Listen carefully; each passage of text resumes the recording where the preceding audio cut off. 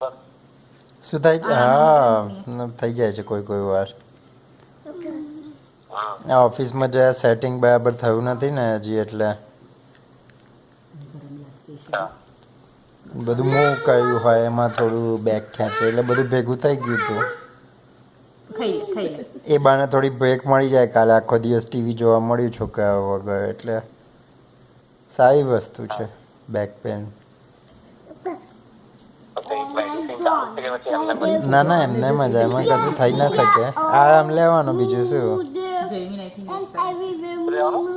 થોડો આરામ કરવો પડે બસ પછી આવી જાય છે વાંધો નથી આવતો. બહુ ઉતાવળ નથી કરતો સાજા થવાની તો થોડો હજી આજે બી થોડું ટીવી જોવું છે એટલે આજનો દિવસ રહેવા દઉં છું.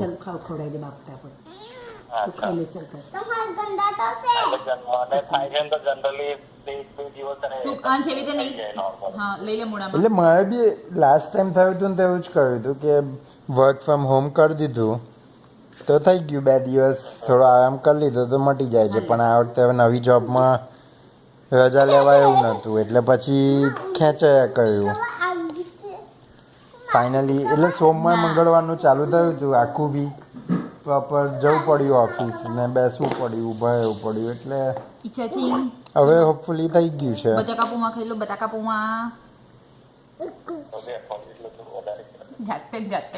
હા હવે આરામ ના થાય તો શું કરવાનું પણ એમને એમ તો.